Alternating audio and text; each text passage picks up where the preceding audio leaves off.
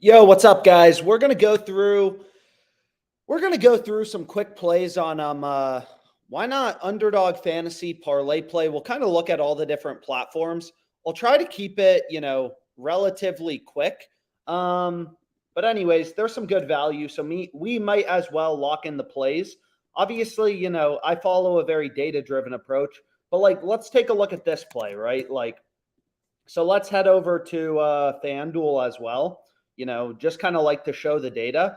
So this tool's the fantasy optimizer, right? And all it's going to help you do is zone in on, good plays on Underdog Fantasy. Like if you look at Underdog, there is limitless, crap you can bet. They have tens of thousands of lines available at any given time. And most of these plays suck, right? Most of these plays don't have enough value to justify betting, right? To have an edge. So essentially what I'm looking for is I'm just looking for discrepancies, right? I want to know, okay, where's their value in the market? So if you take a look at this player, Brian Thomas, right? The first thing you'll notice is, FanDuel has his line at 6.5 receptions, 5.5, 6.5, right? So we found a line discrepancy here. And then if you look at Barstool, Fliff, they have his line at 5.5, but they have his over heavily favored. So if we go to Fliff, and what's great about Fliff, if you don't use it yet, is it's a sports book that's legal in, basically every state in the US. But you'll see they have his line at 5.5, but they have the over heavily favored, right? It's a really big favorite, minus 140. So long story short, on Underdog, this seems like a great play to go with.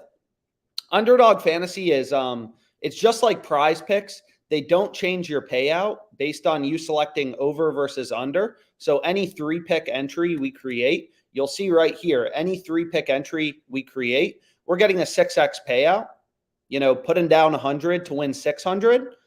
And, there's really two ways that you can, with data, find an edge on Underdog Fantasy. The first is you find line discrepancies, right? So Brian Thomas, FanDuel has his line higher at 6.5, which indicates to us, FanDuel's a $10 billion company, right? They have a really good model. They're moving lines around based on where action's coming in. You want to put some weight into their odds. So they're telling us no, essentially all these books are data points. Even if you don't use FanDuel, they're telling you, Underdog has Brian Thomas's line too low at 5.5. His line should be at 6.5, which, makes us like the value on the over. Or you can find spots where sportsbooks have an over heavily favored, which you can see for Brian Thomas. He's a minus 140 favorite to go over.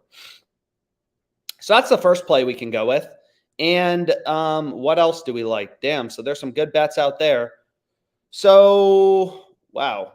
Do we already have a play on this guy? I think we may already have a play on him. So we do. So unfortunately, I'm not going to be able to bet that again. So on Underdog Fantasy, I'm generally going with 3-pick entries, right? So 3-pick entries, you're getting a 6x payout. Whereas on PrizePicks, you'll notice the reason you'll never see me, it's crazy. They have technical foul lines up for the NBA season. Dylan Brooks is at 14.5. But PrizePicks, right? Underdog and PrizePicks work pretty similar. They're both these fixed payout platforms that are legal in a bunch of states where, they don't change your payout. On PrizePicks, any 3 picks, you're going to get a 5x payout. But PrizePicks is kind of a ripoff, right? For these 3-pick entries, they only give you a 5x payout. You look at Underdog Fantasy, they're giving you a 6x payout, for these 3-pick entries, which is why I go with a lot of 3-pick entries, kind of on Underdog Fantasy. But anyways, what we can do is we can go back here and we can take a look here. So the next play that OddsJam is recommending, the positive EV tool, is Sutton, right? Is Sutton over 3.5 receptions. So this is for the, Jets Broncos game. Sure, that's going to be exciting. But again, on Underdog Fantasy, here there's no line discrepancy. All the sports books, have Sutton's line at 3.5 receptions. There's no discrepancy there. It's not like the books are saying, his line should be at 4.5, but they all have the over heavily favored, right?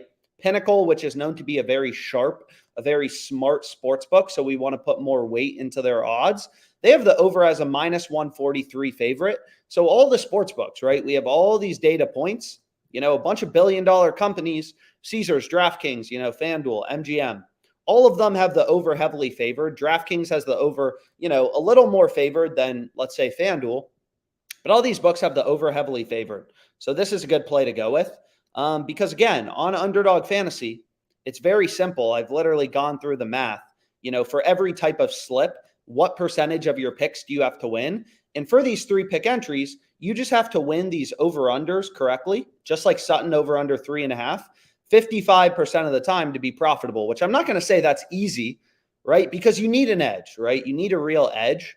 Like, if I let my mom make picks, she would win these 50% of the time. She would have no edge, right? It would be like flipping a coin. She'd be 50% to win, 50% to lose, right? So that's having no edge, is winning these props 50% of the time, in which case your ROI on Underdog would be negative 25%. So you need, and that's what Underdog is banking on. So you need a real edge. You got to win these player props above 55% of the time. So all the positive EV tool is doing is, scanning in all these lines from Underdog Fantasy, comparing them to the sports books and saying, yo, this play on Sutton looks really good because his over is heavily favored. And sometimes there's better bets on, or better plays on PrizePicks. Sometimes there's more value on Underdog. But today it looks like, okay, like the value's on Underdog Fantasy. So next we can look at, Justin Fields. It looks like sportsbooks in general have his line at 27.5 passing yards. So this is obviously for tonight, Thursday night football. So that's fun. We can get a little sweat on for tonight. So if we go to attempts, you can see Justin Fields right here. FanDuel has him at 27.5. But again, on Underdog, all we're looking for is picks winning above 55% of the time to be profitable. Not only do they have the line higher than Underdog, but they also have the over favored, right? FanDuel has the over as a favorite, minus 122 odds. So again, we're finding value, we're finding an edge. So this is really an overs, play, 3 overs, 2 NFL, 1 college football, and we'll lock it in. Shit, man. I already hit my limit on Justin Fields. I may have already hit him for 50, so I'm able to hit it for another 50. So you can see the hard part of sports betting is really the limits. They try to screw you, only give you 100 whatever dollar max bet sizes. Wow. So what else can we look at? Damn. So there's some big arbitrage bets as well. You can see between DraftKings and FanDuel, it looks like there's a bunch.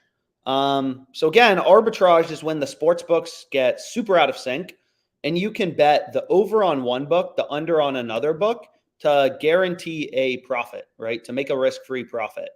So, in this case, it would be DraftKings and FanDuel, Giants, Dolphins, second quarter money line. Sometimes the bets are in the most random markets. Like, I didn't wake up today knowing there was going to be value on Cortland Sutton. It's kind of like in poker. You don't know what you're going to do before the cards are dealt. You don't know if you're going to get pocket aces or 2-7, and that affects your decision making. So, the value's on Sutton today. So that's kind of what we're going with. And for these arbitrage bets, sometimes the value's in kind of random markets, plus 310, minus 250. Let's say you have a $100 max bet size on DraftKings, hit the over or hit the Giants at plus 310, the Dolphins, at minus 250, the arbitrage calculator, shows you how much to bet on the other side. So the Dolphins, and this would be your risk-free profit, 17-14. And if you have $150 on DraftKings, like you can round this. Like when I started sports betting, I would just arbitrage bet. It's, essentially you're day trading the sports books. You're betting equal and opposite outcomes on 2 sports books to guarantee yourself a risk-free profit. But I would just get home from work and hit, a shit ton of these. Sometimes there's more arbitrage bets than others, but it looks like there's a lot of good ones right now between, DraftKings, FanDuel, WinBet. There's always some good ones on Fliff. And again, Fliff's a great sports book to have just because it's available everywhere. Anyways, what we can do is we can check out what else? The odds for tonight's game, and then we'll call it a day. So we locked in one play on Underdog Fantasy. I want to keep this live stream a little tighter. It looks like one of the promo plays, at least from yesterday, is looking good. That's not looking good, but this is looking good. And then you can see here's the play we just locked in on Underdog. So anyways, Bears are big underdogs. I'll be back on live later. Just wanted to lock in a quick slip. And yeah, thanks so much for your time.